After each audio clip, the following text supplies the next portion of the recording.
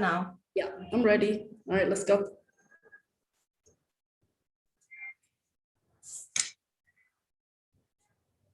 Okay. Well, this is the most exciting part of our program today, not to say the least for all the good things that we've learned throughout the day. But as the final program point of our first bootcamp day, well, it's an immense pleasure that I have to announce and welcome the 6 winners of the Designing Market Success Idea Competition winners. Yes, we have 6 instead of 5, and I think the reason was because we received so many amazing applications. It was simply not right to just limit ourselves to 5. So congratulations again, you guys are awesome. So yes, before we start talking about the winners, we would still like to say thank you and extend our warmest appreciation to all the people who did try to apply and who, gave us their time and their energy. So yes, I'm going to start by announcing the winners. And the first winner, unfortunately, is a Jerusalem who wasn't able to join us, but she is the person behind the brand known as Liluyans, and I think they work on jewelry and accessory. And right after that, we have our very own Fozia Endrias Hussen, who is behind the fashion label, Fozia Endrias. So yeah, we're going to ask you to introduce yourself, tell us a little bit about your company, and we'll proceed step by step with the rest of it all. So up to you. Thank you very much. It was a great pleasure. Is there an echo or is it fine? Is there an echo to that? We seem to have a little echo, yeah.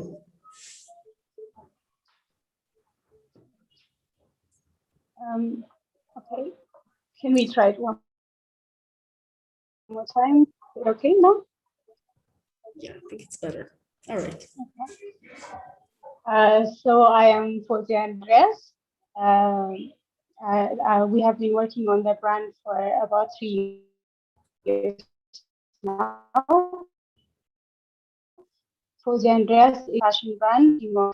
When we started the company, we used to make casual pieces and also occasional apparels using different materials.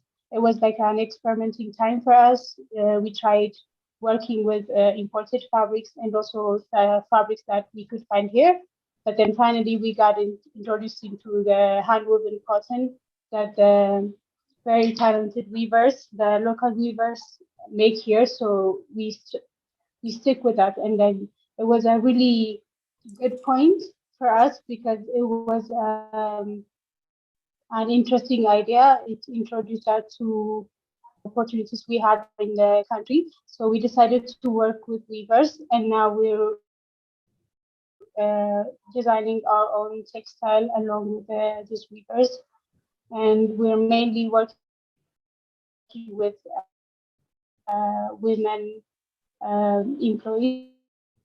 We're working with us. It's a very great pleasure to be selected among these 6 amazing designers. And thank you so much for the opportunity. It is quite a pleasure. So I'm just going to proceed to the next person. And so we have accessory label Meron Addis Ababa by Meron Seid. Again, please shortly introduce yourself. Tell us a little bit about your vision, your company, and the impact, and so on. Hi, I'm representing Meron today. I'm Loza Getachew. I work as a marketing manager at Meron Addis Ababa. Unfortunately, Meron has a fashion show today. The back show is presenting in about 30 minutes to an hour, so she couldn't attend. But I'm here representing her. Meron Addis Ababa is a leather brand built on authentic leather designs and handcrafted details. We've been in business for over 10 years, and we've been selling products locally and internationally. We always focus on maximizing the use of the leather in terms of design and also handmade, handcrafted details. A lot of our teams have been with us for over 5 years, so we've been working together for a long time, and we've been always trying to improve the product quality, and we're known for the product quality and the finishing details too. Our products range from baby scarves to purses or clutches, the travel bags, the laptop bags, and belts. We're currently also moving into the home decor market, along with the handbag design and accessories. We're a Loza? woman-driven business. I'm Yes. sorry to interrupt. I think we lost Meheret. We have just a technical problem. I don't know if you have a microphone. Maybe you have to lift it. We can't hear you very well. Okay, hold on. Maybe I can change the microphone. Sorry. I am here, just having a few issues with the connection. Okay, hold on. Maybe my.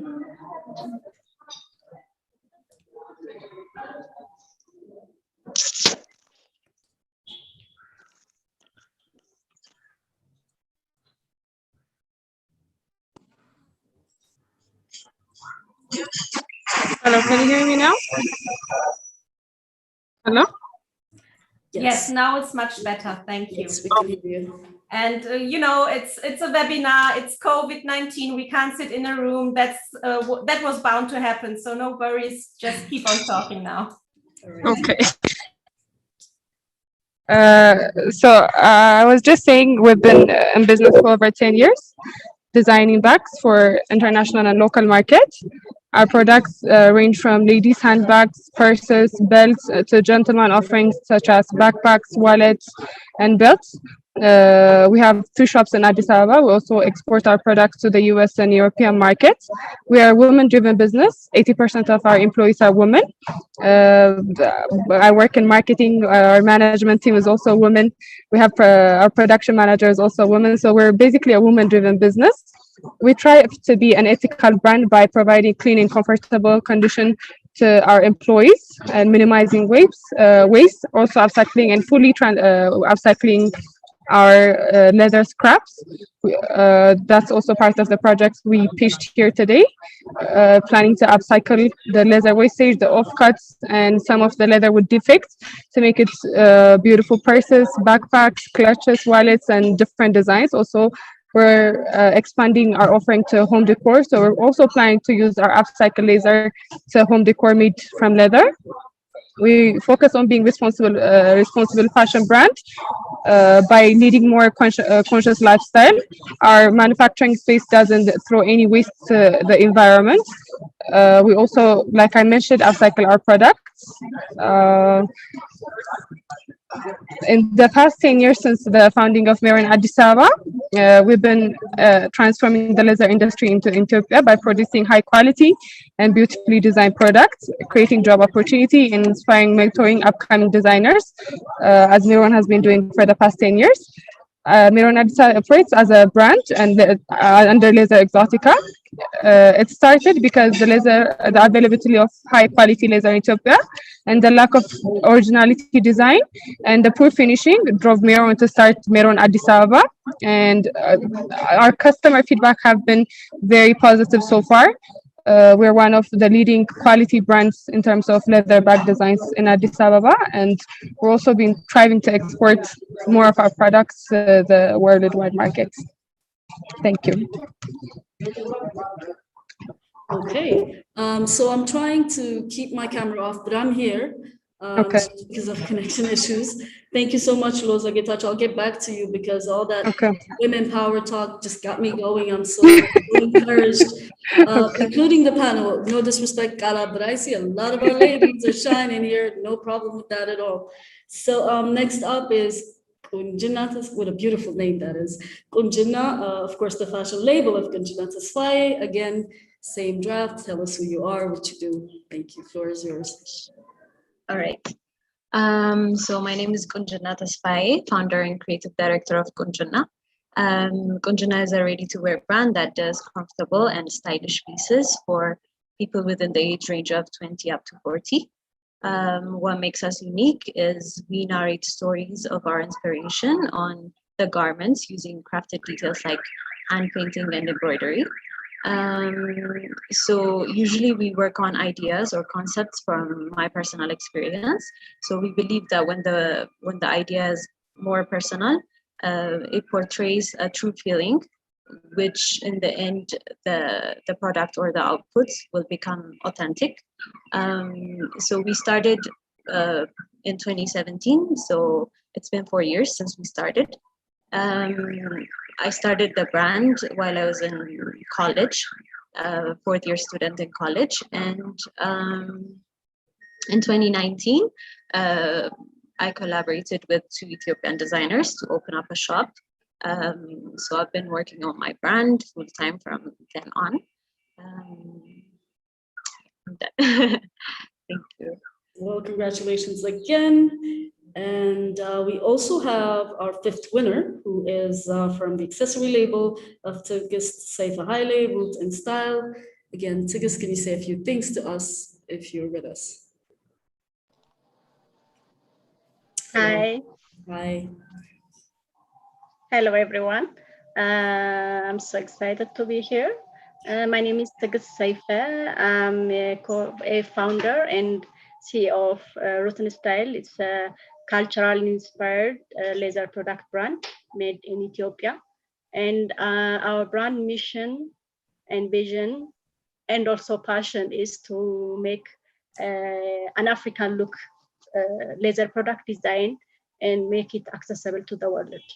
And also create a job opportunity for women just making the product. Our products, 100% of Root and Style products are made by women. That's why our slogan is creativity and craft womanship at its best. And for new product line that we pitched in TGB, we are starting to launch a new sustainable shoe line, which is made of an upcycled leather waste. And we've been trying to use our production leather waste by making different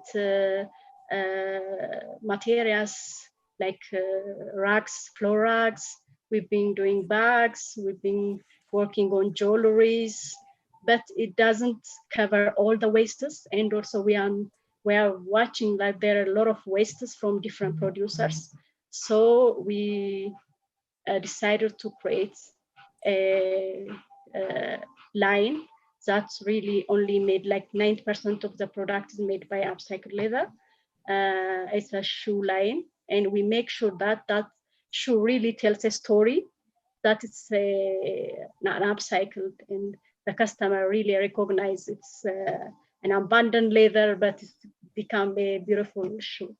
So until now, Root and Style being selling our product in our shop, in our website, and also exporting to the US market as well. And thank you very much for this opportunity. Thank you. Okay, well, thank you for that. Again, more ideas and more women power coming my way. You're making my evening. And then, last but not least, we have the additional winner who was recognized for his outstanding impact on many Ethiopians' lives. And that is the young startup of Kaleab Getaneh, MELAFORHER. So Kaleab, I'll give you the floor so that you can present yourself and tell us a little bit about what you do. Thank you. Okay, thank you, Merit. Good afternoon, everyone. Yeah, my name is Kaleab, and I'm the CEO of MELAFORHER.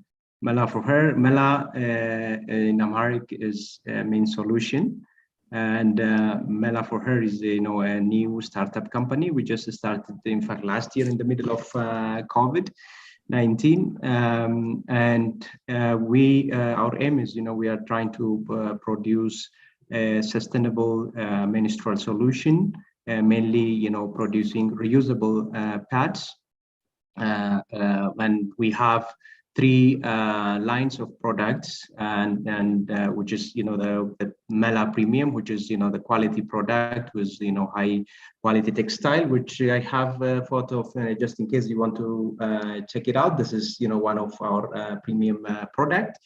And we have also Mela Eco, which is produced from recycled cotton, and also from leftovers. This is basically, we want to really reduce the cost of, production and also reach to especially rural girls and women. And then we have another one, which is, we call it Mela Basic, which is made of, basically from local tech fabrics. But, we use imported, high quality waterproof and absorbents. But again, we wanted to give different option for women. We believe that, women should have, options for managing their menstruation. So that's how we came up with this idea. And then now we started our production in a very small workshop, which is located in Addis around Wolo Sefer. And we want to really expand this idea and reach as many women and girls as possible. As all of you know, this is really a big challenge in our country, especially for rural and low-income women and girls. So we are coming up with the idea of massive production by partnering with existing garment factories and small garment companies at the local level. This we believe will give us the advantage of going for massive production, while we kind of control and also technically support in terms of branding, quality control, and also ensuring sustainable supply of the fabric for this product. As I say, we came up with a special product which has some characteristics which is better than the existing products in the local market. So we believe with this idea, we will be able to reach as many women and girls as possible in Ethiopia. We are currently piloting our product in Somali region just to see how girls and women respond to this specific product. At the same time, along with the product, we also provide menstrual hygiene education and some awareness raising, so that they have the full package and they have an enjoyable menstrual period. So basically, this is our concept, and then we believe in the coming years, this will be an important menstrual product and brand in Ethiopia. Thank you for the opportunity, and maybe later on I will explain our idea in relation to what we want in this project. Over to you, Meron. Thank you very much. So I'll just get into some of the questions really, and allow anyone amongst you who feels comfortable answering first, and then I hope you'll all trickle down with whatever was left out. So to get started, I believe that most of you are quite new per se, give or take a few years or months in this business. So I'm wondering, because at least some of you literally started during a pandemic. So I'm wondering, what were the greatest challenges that you had to face when it comes to establishing your business, running it, and literally surviving when things get rough? Anyone can take that.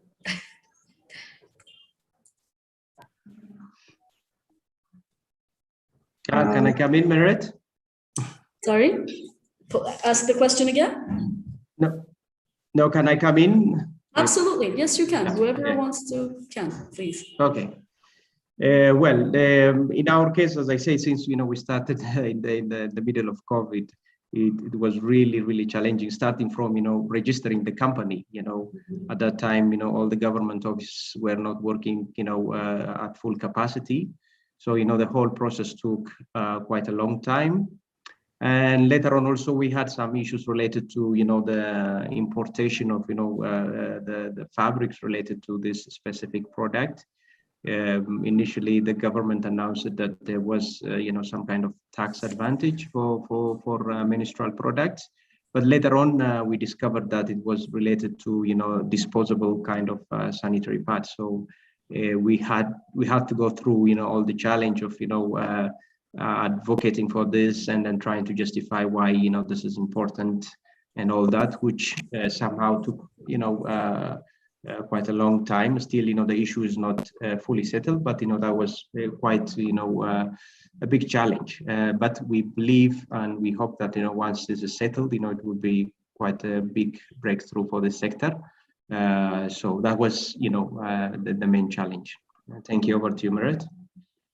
All right. Ladies, anything you want to say about what came into play? What were the major challenges that you faced when you got started, or where you are now?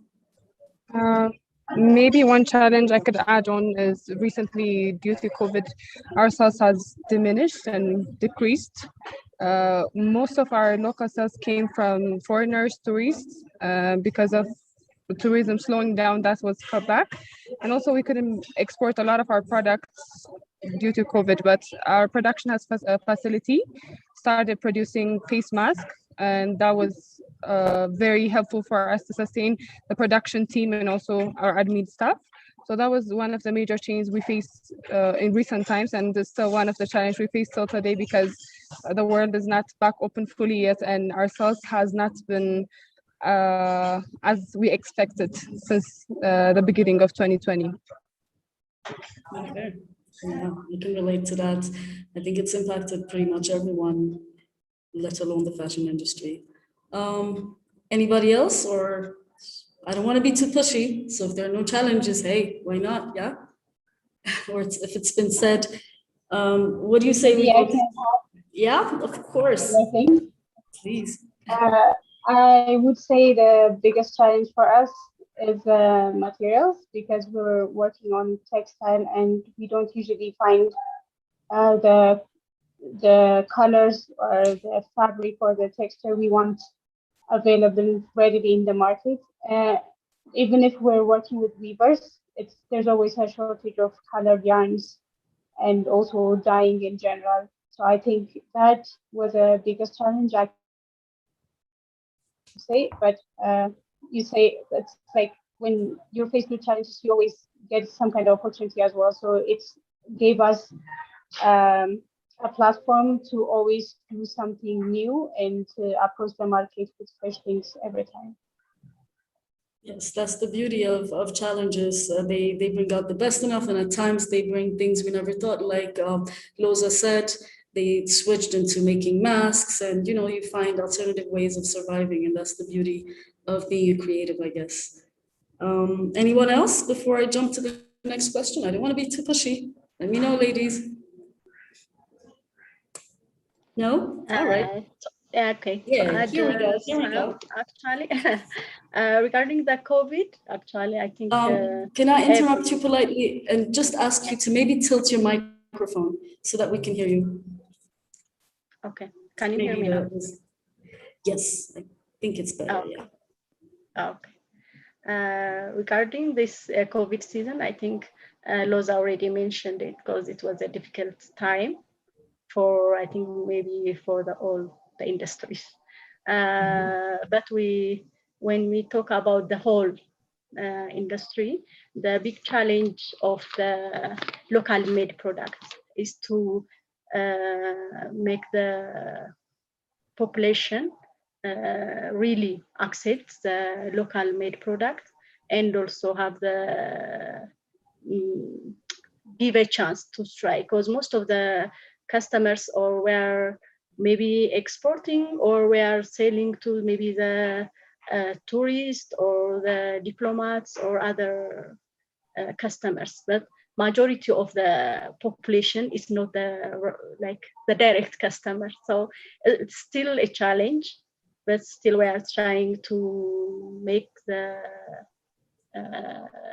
brand really, and also the made in Ethiopia product accepted by the community, and also to really convince the population to really use a locally made product. Thank you. Okay. Thank you. I think that's a major problem as well, because I don't produce, but I consume, and it's very rare to see somebody opt for a local product, even if it's accessible, as opposed to anything that's produced elsewhere. So I think it's up to us to somehow get used to consuming local, because anyway, it's better to have a tangible, real thing that is made by one of us, as opposed to a cheap Gucci imitation that won't matter anyway. So yes, big ups to you guys. So now the exciting part would be, since we're all curious, what are your plans in terms of how you applied for this prize, and what do you think you'll be doing with it after you take me to dinner, of course? So anybody can take that one, because I'm sure everybody has plans for that. So yeah.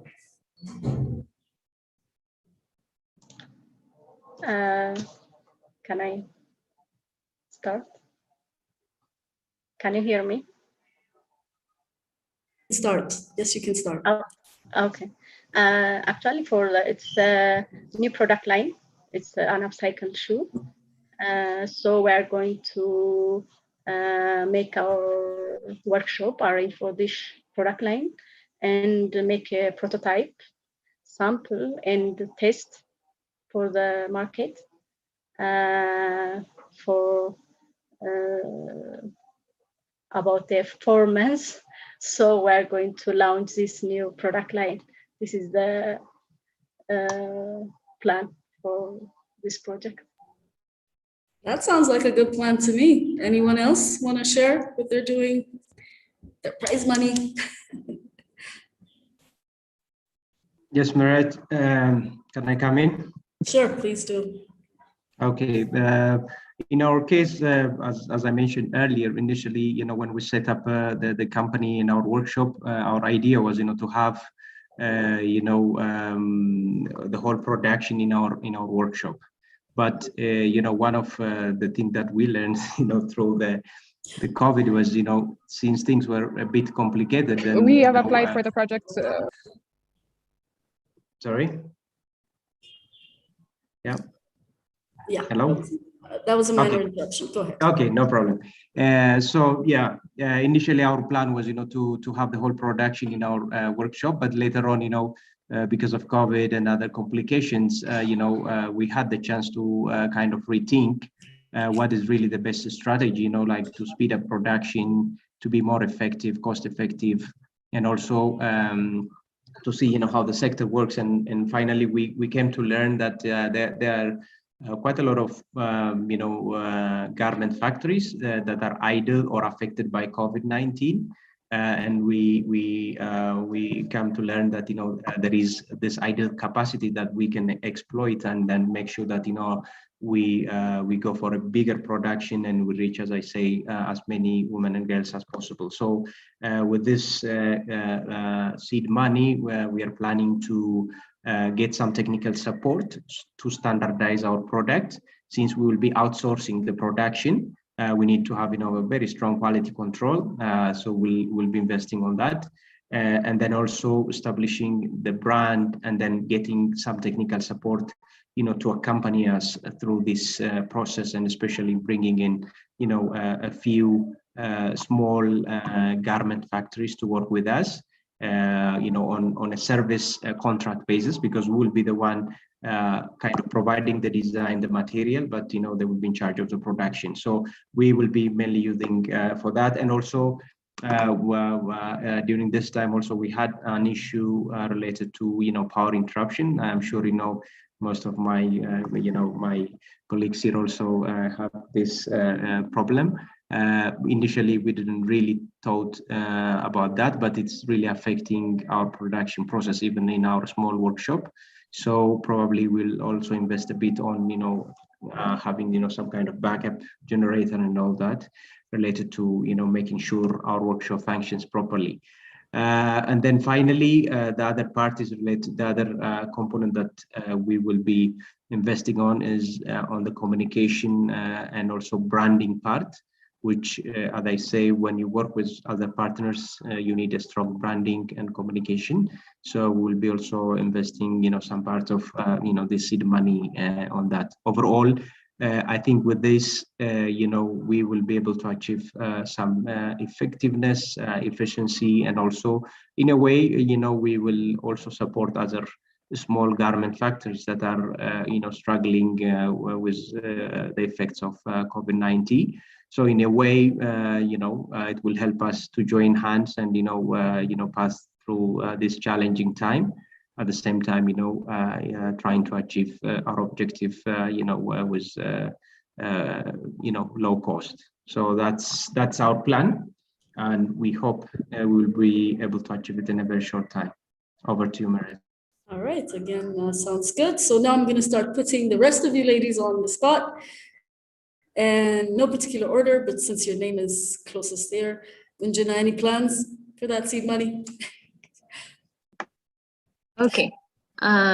So since the coronavirus outbreak, our business has been affected together with the tourism industry, because most of our clients, like most of you guys, are tourists and the diaspora community.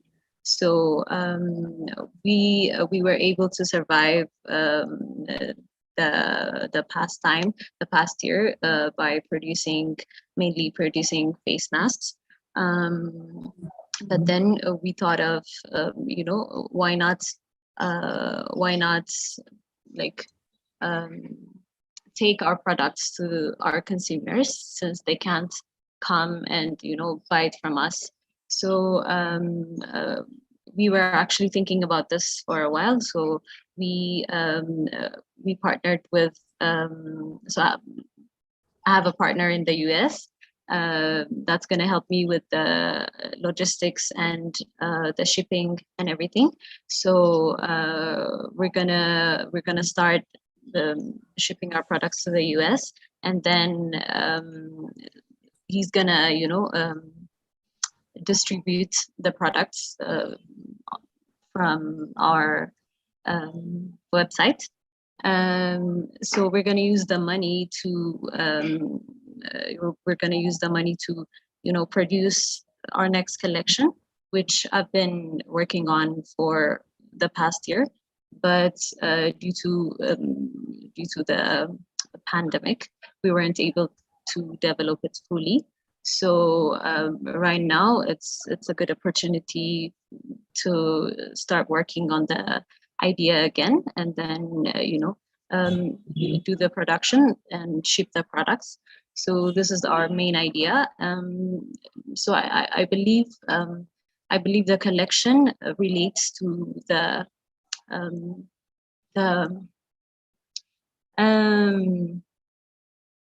state that we're in right now.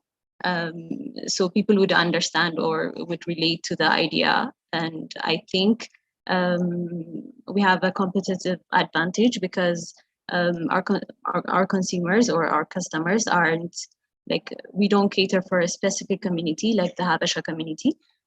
Anyone that can understand the idea or the concept of the collection can relate with the collection or with the products.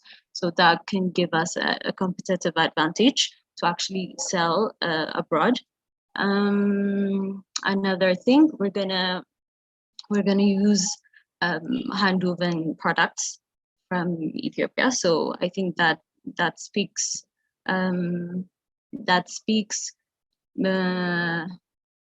or tells a story of how Ethiopians make their clothing, or it's been passed down through generations. So it's a beautiful story to tell. Yeah, so the main idea is exporting. Okay. Yeah. That sounds like a plan as well.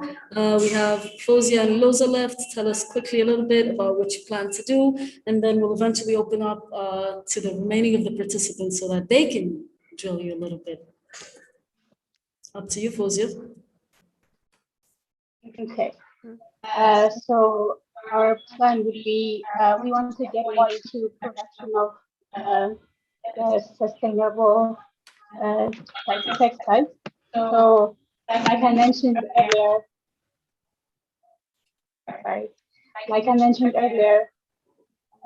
is there still an echo? Okay. Is there? Is that fine? There's a little echo, but we'll try to hear you. The connection is shaky. Okay. So we want to get more into the producing sustainable fabrics. So we're planning to collaborate with people who do natural dyeing, and also more with the weavers that are located in different parts of the country. We already have a collaboration with other weavers to produce different textiles. Like I also mentioned earlier, we're designing our own textile. So the interesting part here would be we are also combining our recycling project with the weaving project. So at the end, we'll be having a very interesting texture and a very interesting combination of techniques to produce these fabrics. And we're planning to supply these fabrics not just for fashion designers, but also for interior and home decor and other disciplines that would like to work with different textiles. We're also planning to have more production in our store, in our small workshops, so that we will also be able to supply our products to the market more. As Kunjina mentioned, we're also planning to get into the e-commerce, and hopefully we'll be ready to sell our product outside in the coming months. So we will also like to upgrade our production to supply these products to all over the world.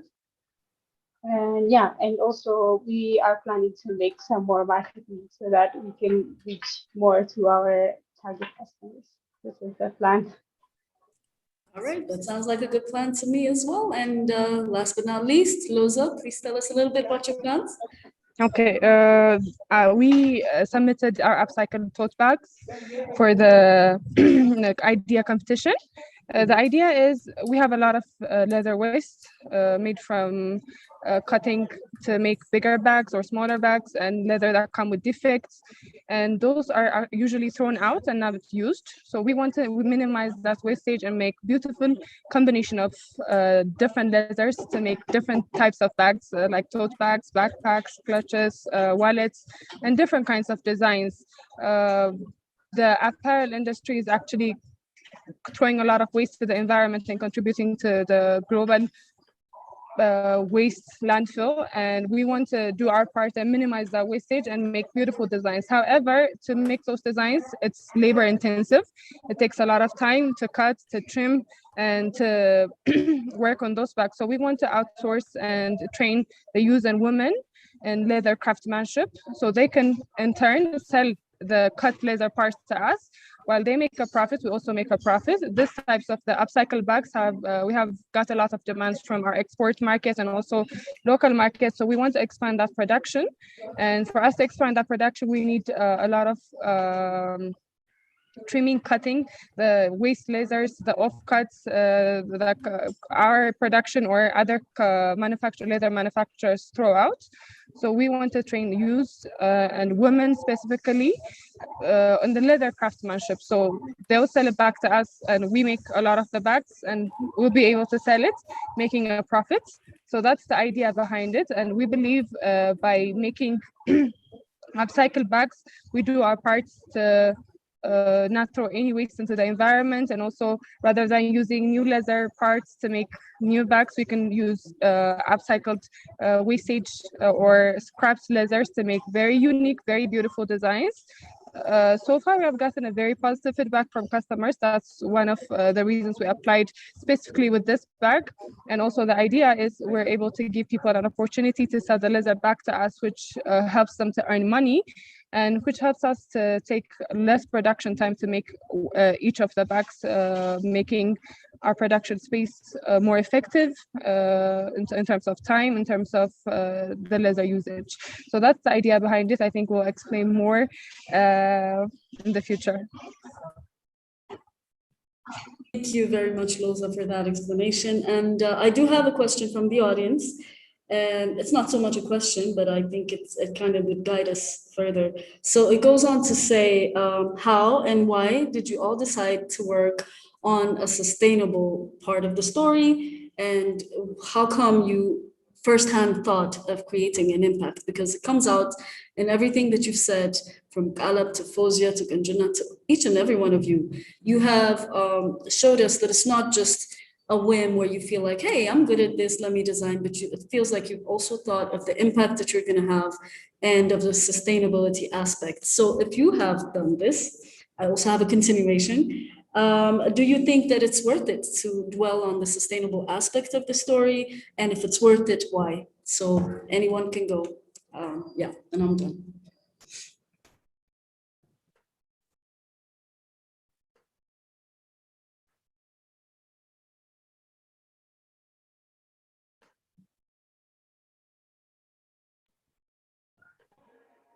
Okay, Hello. I think I can start with that. Thank you. Okay. Yeah, when I start about sustainability, it was maybe I should have mentioned it earlier. It's the biggest part of our brand idea, because as I mentioned earlier, when we started in a brand, we were actually literally doing anything, using every material. But then at first there was a shortage of materials in the city, and also in the country, that made us think about another alternative ways how to make this work. And then when we got introduced into the cotton and the hand-woven fabrics in the country, and we got more digging, we did more digging in that, and then our research, we learned the value of cotton. We also learned how the fashion industry is responsible in producing the world and our environment. And the most striking part for us is that knowing how and what is made, our clothes and fabrics are made of. Because when we were using the imported fabrics from China mostly, we don't have any idea what it is, what chemical was used, how it was made, who made it, and how the people who are working on it were treated. So as a brand, we want to make our brand very transparent. We want to treat the people who are working with us really fair. We want to create a good environment for them. And also we want people to wear something that they know who made and how it's made of. And also that is additional to the value of wearing clothes that are made from natural fabrics. That was the idea behind our brand. And yes, we think it's really worth it, because we now see how we can benefit our community as well by working with weavers, by working in small scale productions and not mass productions. We also get feedback from people that how they love it and how they find our clothes to be comfortable. So it's like we're making it. We have a product that people like. We have a very comfortable product, and also there are a lot of people benefiting from what we do. Yeah, and also for us, fashion is not something that is glamorous. It's something that has some kind of an impact, that has a roots, we can say, because our weaving tradition is from something that we learned from our ancestors, and that was the starting point for us to do whatever we do. And then we feel like we can also create a starting point for the coming generation, because they can always upgrade what we pass to them, and then they will have their own touch, their own production system, and their own story to tell, starting from what we give them. So yes, we do believe it's really worth it. Okay, thank you for that. So Loza, Tigist, Kaleab, do you want to go for this question maybe? Okay, Merat, yeah, I can come in. Well, I mean, for the environmental sustainability, I mean, generally, as you all are aware, we are really, at a critical stage, globally with this, environmental waste, from different production processes. I mean, considering that, of course, we would like to positively contribute to this by at least, reducing, plastic-related wastes. And just to give you an idea, in our case, just one disposable pad is almost equivalent to, around 4 plastic bags.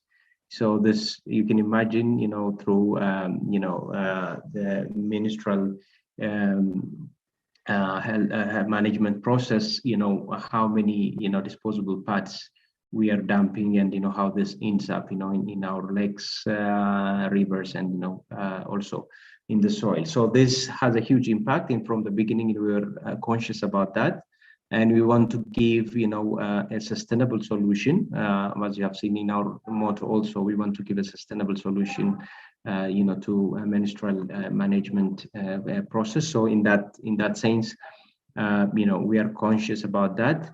And we feel this will impact. And, in the past also, one of the main challenges has been, most of the women and girls, they don't have options. The reusable sanitary pads were, really ugly. And also in terms of, design and all that, it was not really attractive for most women. And that's one of the things that we want to change, and also make people aware about, the environmental, consequences. So we really feel that it's really worth taking this move, and hopefully in the coming years, as I say, we are just starting. This is something to see in the future, but we will definitely bring a positive impact in this process, so that most people end up using reusable sanitary pad.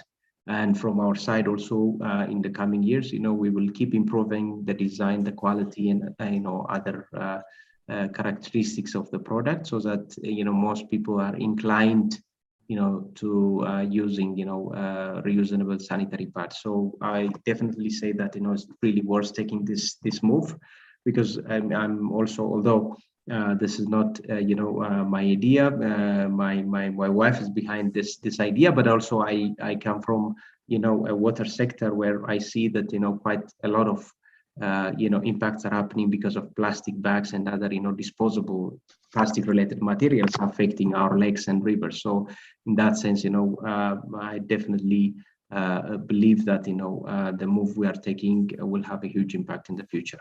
Over to you, Meret. Thank you very much for that. So anybody else on the panel wants to say a few things about this, or? I can add a few things here. Yes, please. Our company, Meron Addis Ababa, focus on slow fashion.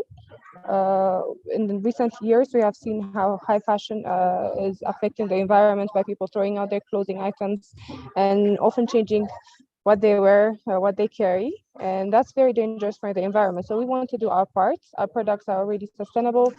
We don't throw any waste to the environment. We try to use vegetable tan leather, which is crime-free and friendly to the environment. And furthermore, we don't want to throw away any waste leather scraps to the environment, and we want to upcycle those leathers, which helps us to use less leather and also make beautiful designs. So we focus on slow fashion. Our products are durable. We focus on quality and durability, so you can use our bags for a very long time, so we don't throw it away. And we've been getting positive feedbacks for customers using our products for years. So it's very important to us to contribute our parts in terms of making good designs, making environmental friendly designs, and also being an ethical fashion brand. As I said, 80% of our employees are women, and we want to create a very good environment for our workers. We also want to pay very good wage for our workers to live very good lives, to help and support their family. Women are usually paid less worldwide, and we don't want that to happen. So we pay equally to women. We also want to upgrade by training in leather craftsmanship. All our team members and also our admin staff are always training to upgrade themselves. So we want to be an ethical fashion brand, a sustainable fashion brand, and contribute our part. And it's very important to us that we do our parts for the next generation to come, and for our brand to stand as a sustainable and ethical brand. Wow. Thank you. That gives me hope. That gives me so much hope. You have no idea. Okay, so I think we're getting close to summing this up, but I do have one question that I'd like to ask you all. Maybe not force you all to answer it per se, but maybe just see if a couple of you have answers for us. So I'm wondering, top of my head, has your target market always been Ethiopia? If yes, why? And if the plan was to, target markets abroad, again, why? So yeah, that will be my last question. Maybe I can take this one first as I work in marketing. Our target market initially has been Ethiopia, but as we progressed, we have seen more demand from abroad. That's mostly because of one, price point. It takes a greater amount of quantity to produce something very quality. It costs us more to buy chrome-free leather, vegetable tan leather. So quality takes time. Quality also costs us more.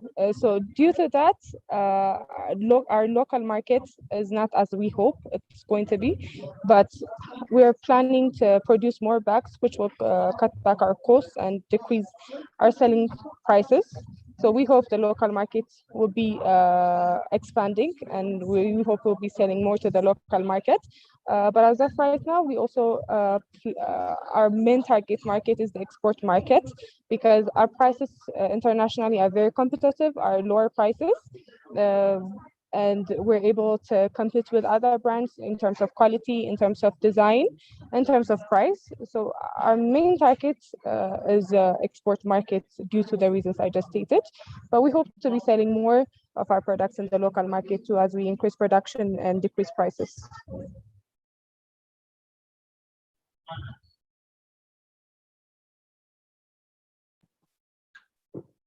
Okay, Meron. I think I was interrupted. Sorry. Up to you, Kaleab. Yeah. In our case, I think in the coming few years, we'll definitely focus in Ethiopia, but we are looking at the export market as well, especially, the neighboring countries. We have a serious and similar problem, around us. So we feel, we'll be contributing to that as well. But at the moment, definitely we'll focus in Ethiopia.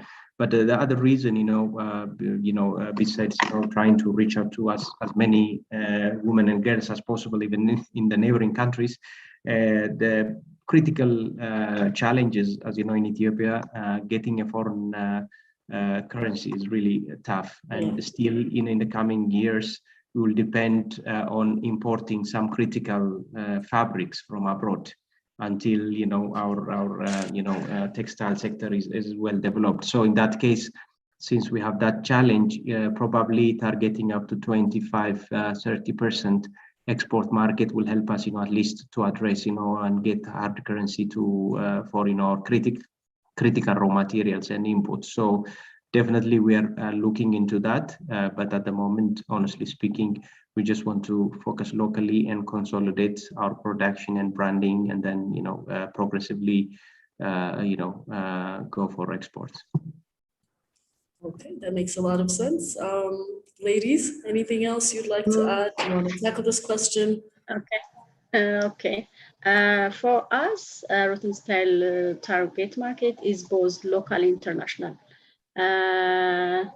For local market, as we have our population is almost more than 110 million, so it's really a big opportunity to tap those markets. But still, there should be something that we should work to really get that market regarding the price and the kind of maybe bags that we make for local market, and also for the international market. Actually, at least the brand vision is to be accessible internationally. So to make the brand international, export is one mechanism. So that's why we export to the US now, and now we are increasing our export, and also bring foreign currency to the country, and also introduce and advertise Ethiopian culture and traditions. through our designs. So we really have both market. We really wish we have a good volume market in Ethiopia, because we really need to have like to gain trust from the local market, so that we can like cut the what we call, most of the products are imported, the fashion products locally people uses are imported, so it will also help the foreign currency to go out if you use a local market. So we will work on that more in the future as well. All right, that makes a lot of sense too. Good luck with your work. Anyone else?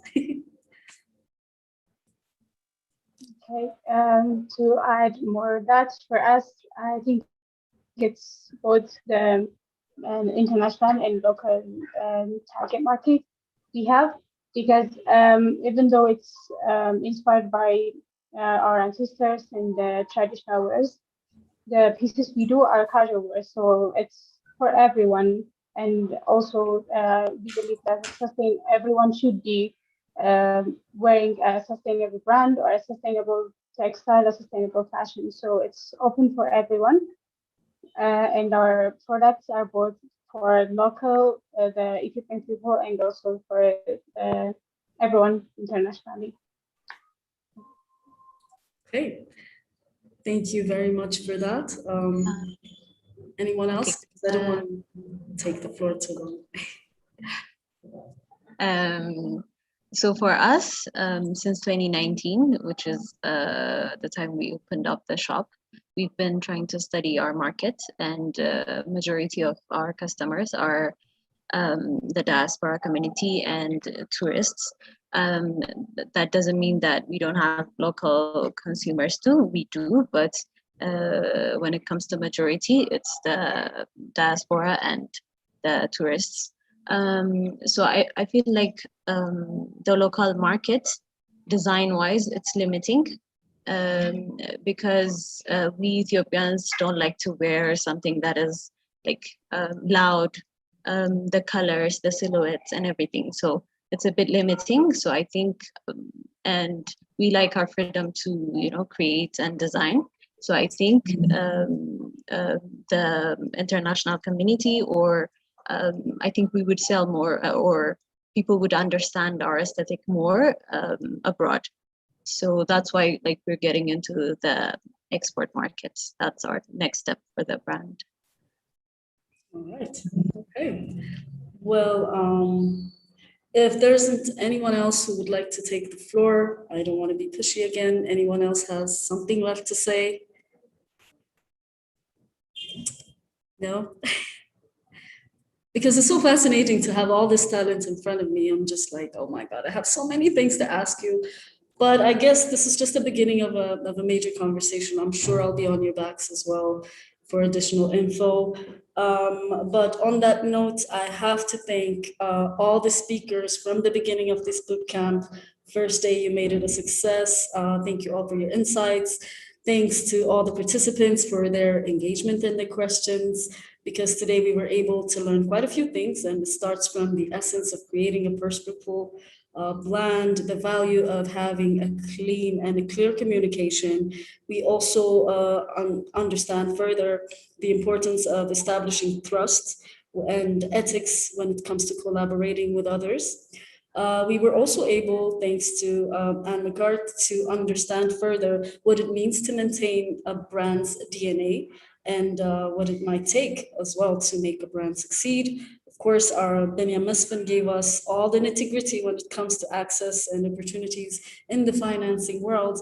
And of course, it was a joy and a privilege to be able to host you all, 6 winners. Unfortunately, even if one of them was not able to join us, but still a joy to see all this young talent and to see that you are conscious designers with a plan and a goal and an aim, and that you focus again on highlighting the issues and plights of women as well, which is something I'll never let go of.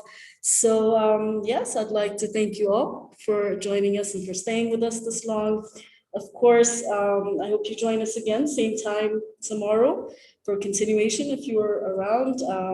I think that tomorrow we will be able to continue this knowledge transfer, and we will start with an introduction and a keynote by consultant Jose Hoopman. I hope I said that right, Dutch consultant.